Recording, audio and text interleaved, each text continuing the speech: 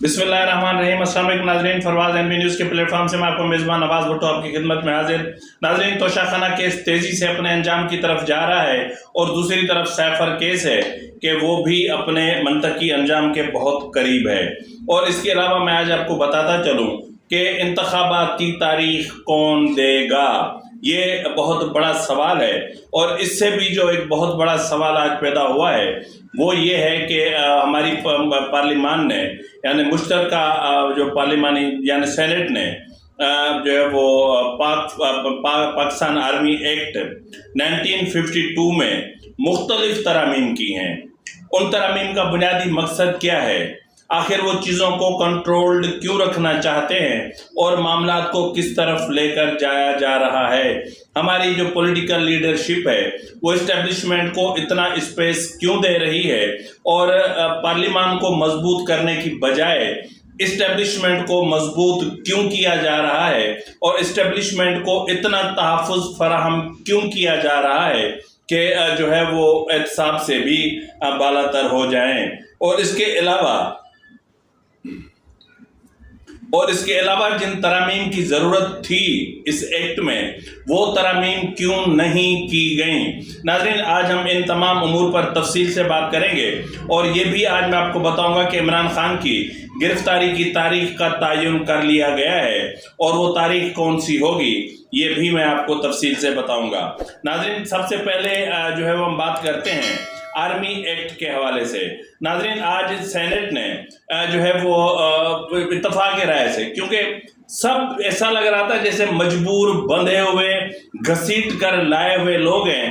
جب speaker eyes ایوٹ کر رہا تھا تو کہیں سے نہ تو کوئی یس کی سزا آ رہی تھی، نہ تو آئے کی سزا آ رہی تھی، نہ تو نو کی سزا آ رہی تھی۔ یعنی ہر کوئی سناٹا تھا جیسے سب کو سانپ سونگھ گیا ہو اور وہ یہ ترامیم بحالت مجبوری کر رہے ہوں۔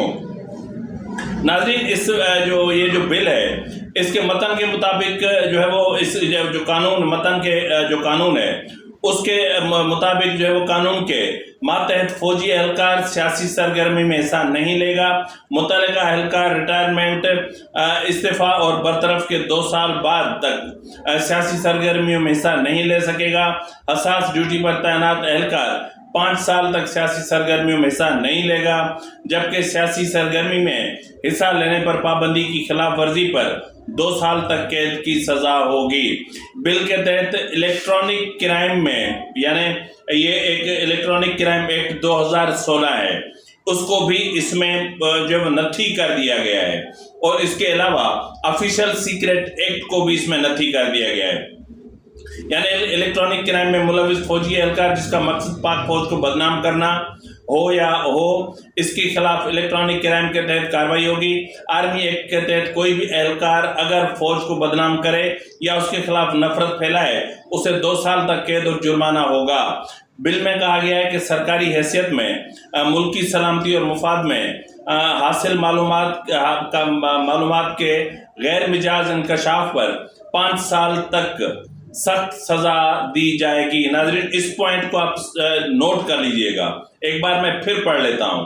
بل میں کہا گیا ہے کہ سرکاری حیثیت میں ملکی سلامتی اور مفاد میں حاصل معلومات ٹھیک ہے کہ غیر مجاز انکشاف پر 5 سال تک کی سزا دی جائے گی، سخت سزا دی جائے گی۔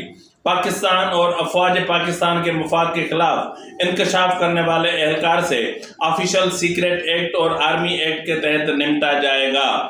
ترمیمی بل کے مطابق حاضر سروس یا ریٹائرڈ فوجی اہلکار ڈیجیٹل، الیکٹرانک یا سوشل میڈیا پر کوئی ایسی بات نہیں کرے گا جس کا مقصد فوج کو اسکینڈلائز کرنا یا اس کی تضحیک کرنا ہو۔ جرم کرنے والے کے خلاف کارروائی آرمی ایکٹ کے تحت ہوگی۔ آرمی ایکٹ کے تحت کوئی حاضر سروس یا ریٹائرڈ اہلکار اگر فوج کو بدنام کرے یا اس کے خلاف نفرت انگیزی پھیلائے تو اسے آرمی ایکٹ کے تحت 2 سال کی سزا اور جرمانہ ہوگا۔ تو ناظرین، ان میں سے جو کچھ چیزیں ہیں ذرا ان کو سمجھنے کی ضرورت ہے۔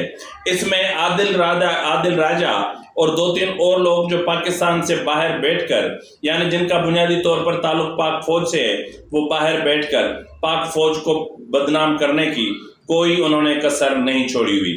ناظرین، اس بل کے مطابق کوئی بھی یعنی پاک فوج اور پاک فوج سے جڑے ادارے یا جو ان کے ٹرسٹ ہیں یا ان کے جو بھی ادارے ہیں، ان کے جو سویلینز ہیں، یہ ایکٹ ان پر بھی نافذ العمل ہوگا، اور اگر انہوں نے اس کی خلاف ورزی کی تو ان کے خلاف بھی سزا ہوگی۔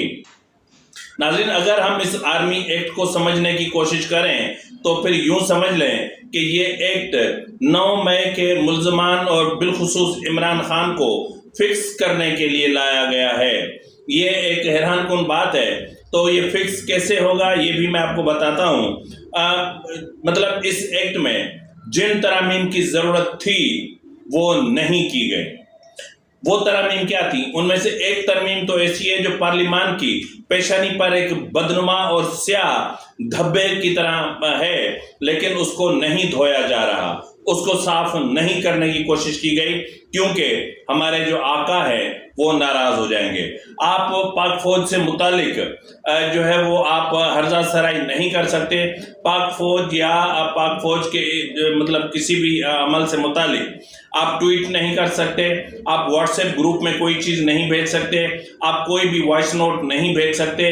یعنی بہت ساری چیزیں ہیں جو اپنا الیکٹرانک کرائم ایکٹ 2016 کے تحت آپ پکڑ میں آئیں گے، پھر آپ کو اس کے کانسیکوینسز بھگتنا ہوں گے۔ تو یہ ایک وسیع مفہوم سے کا ایک جو ہے وہ ترمیمی بل تھا، جس کو بحالت مجبوری منظور کر لیا گیا ہے۔ میں تو حیران ہوں کہ ہمارے پولیٹیشنز کو، جن کو پارلیمان کو مضبوط کرنا چاہیے تھا، جن کو جمہوریت کو مضبوط کرنا چاہیے تھا، وہ اپنے ذاتی مقاصد کے حصول کے لیے اسٹیبلشمنٹ کا اعلی کار بن کر ایسی ترامیم کیوں کر رہے ہیں کہ جو ملکی سلامتی کے لیے یعنی پارلیمانی نظام کی سلامتی کے لیے آگے چل کے خطرہ بن سکتے ہیں۔ تو بہرحال ناظرین، جن ترامیم کا میں آپ سے ذکر کر رہا ہوں، جو ایک بدنما دھبا ہے، وہ ہے کہ جو قمر جاوید باجوہ کے زمانے میں یعنی جنرل قمر جاوید باجوہ کو ایکسٹینشن دینے کے لیے جو ترمیم کی گئی تھی، اس ترمیم کو ختم نہیں کیا گیا، جس کا مطلب یہ ہے کہ اسٹیبلشمنٹ چاہتی ہے کہ جو بھی چیف آف آرمی اسٹاف ہو وہ اپنی مرضی سے ایکسٹینشن لے سکتا ہے۔ اور اس کے علاوہ اس بل میں یہ بھی ترمیم نہیں کی گئی کہ جتنے بھی جو ہے وہ اپنا زمین دفاعی مقاصد کے لیے پاک فوج یا اسٹیبلشمنٹ کے کو دی جاتی ہے یا اسٹیبلشمنٹ دی کیا جاتی ہے لے لیتی ہے، تو ان کے یا جس طرح کینٹونمنٹ ایکٹ 1924 میں جس طرح ترامیم کی گئی ہیں، تو یہ بے معنی سی ترامیم ہے۔ اصل جو چیز ان کو کرنی تھی وہ یہ کرنی تھی کہ پاک فوج کو دفاعی مقاصد کے علاوہ اور کسی چیز میں حصہ لینے سے روکنا چاہیے تھا۔ یہ جو NLC اور یہ جو FFC اور یہ جو عسکری ادارے، عسکری بینک اور عسکری ٹرسٹ اور یہ جو بہت سارے ادارے جن سے پاک فوج کو عسکری لیزنگ یعنی جس سے پاک فوج کو سالانہ اربوں روپے کا منافع ہو رہا ہے، لیکن یہ سب کچھ آڈٹ اس کا نہیں ہو سکتا۔ پاک فوج کو ترمیم میں یہ روکنا چاہیے کہ وہ دفاعی مقاصد کے لیے حاصل کی جانے والی زمین کو جو ہے وہ کمرشل مقاصد کے لیے استعمال نہیں کر سکتے۔ وہ وہاں پر کوئی بھی پرائیویٹ جو ہے وہ ادارہ نہیں قائم کر سکتے۔ وہ وہیں پر بیٹھ کر یعنی کینٹونمنٹس ایریا کے اندر کمرشل اپارٹمنٹس، کمرشل بنگلوز بنا کر کسی کو بھی رینٹ پر یا خرید کے بنیاد پر نہیں دے سکتے۔ دفاعی مقاصد کے لیے حاصل کی جانے والی زمین پر کسی بھی صورت میں میکڈونلڈ، KFC، شادی hall, shopping malls, petrol pumps یعنی کوئی بھی کمرشل ایکٹیویٹی نہیں کی جا سکتی، لیکن یہ ترامیم نہیں کی گئی ہیں، اس لیے کہ ظاہر ہے کہ یہاں اربوں کا معاملہ ہے۔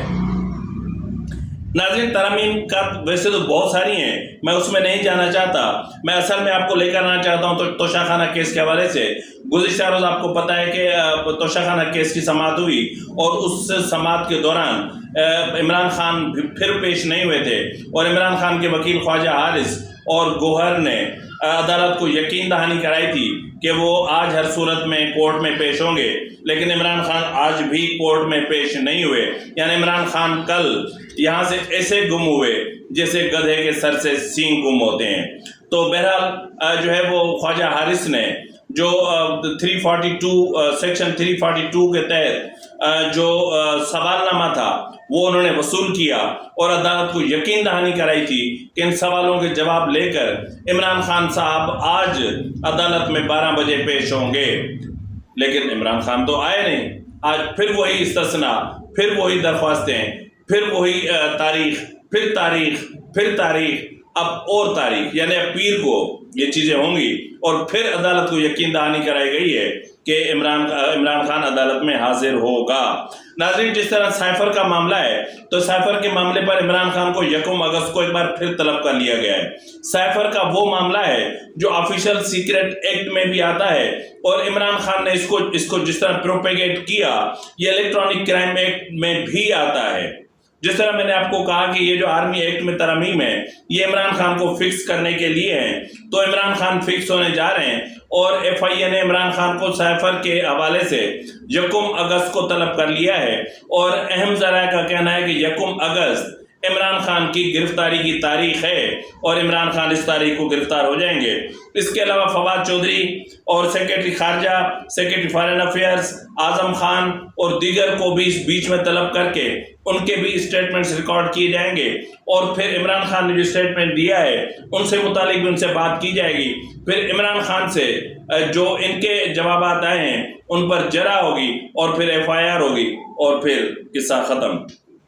ناظرین، جس طرح میں نے آپ سے کہا کہ ہماری پارلیمان جس طریقے سے اسٹیبلشمنٹ کو اسپیس دے رہی ہے، جس طریقے سے اسٹیبلشمنٹ کو مضبوط کر رہی ہے، جس طریقے سے اسٹیبلشمنٹ کو مستحکم کر رہی ہے، سچ پوچھیں تو دوسرے لفظوں میں یہ پارلیمان، یہ ہمارے سیاستدان جو ہے وہ اسٹیبلشمنٹ کو مارشل لاء کا راستہ دکھا رہے ہیں.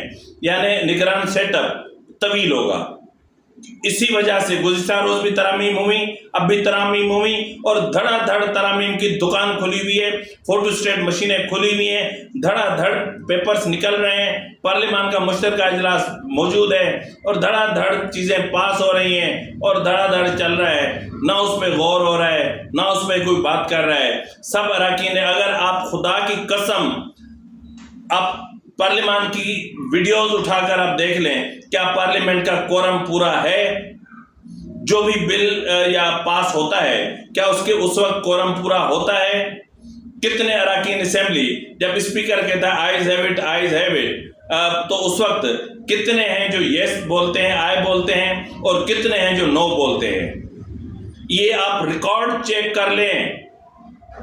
تو ناظرین، جس طرح میں نے کہا کہ انتخابات کا جو معاملہ ہے وہ نگران سیٹ اپ کے ساتھ منسلک کر دیا گیا ہے. اب نگران سیٹ اپ پتہ نہیں کیا کرے گا، لیکن میں بار بار یہ کہہ رہا ہوں کہ سپریم کورٹ نے 2018 میں آپ کو ایک ٹائم کی مہلت دی تھی. پنجاب الیکشن کیس میں آپ نے سپریم کورٹ کو یقین دہانی کرائی تھی کہ آپ نئی مردم شماری پر الیکشن کرائیں گے اور اس کے بعد سی سی آئی کا فیصلہ بھی موجود ہے کہ جو ہے وہ جو الیکشن ہوں گے وہ نئی مردم شماری کے تحت ہوں گے. اور اب آج میں آپ کو کہہ رہا ہوں، یہ لکھ لیں، آج میری بات یہ لکھ لیں کہ آپ کو آئندہ انتخابات کی تاریخ سپریم کورٹ دے گی. بلاخر یہ معاملہ سپریم کورٹ جائے گا اور سپریم کورٹ کی ہدایات پر الیکشن کمیشن شیڈیول جاری کرے گا. آپ نے الیکشن ایکٹ میں جتنی بھی اصلاحات لے کر آئے ہیں، ترامیم لے کر آئے ہیں، لیکن جب بہت ساری چیزیں سپریم کورٹ میں جائیں گی تب آپ کے پاس کوئی جواز، کوئی جواب، کوئی منطق، کوئی دلیل، کچھ بھی نہیں ہوگا. تو بہرحال ناظرین، وقت کم ہے اور اس وجہ سے میں اپنے ولاگ کو تھوڑا سا مختصر کر رہا ہوں اور آرمی ایکٹ پر جو ہے وہ ظاہر ہے کہ 20 صفحات ہیں. جب تک وہ ان کو تفصیل سے اسٹڈی کر لوں تب تک آپ اپنے میزبان نواز بھٹو کو اجازت دیجیے. فی امان اللہ.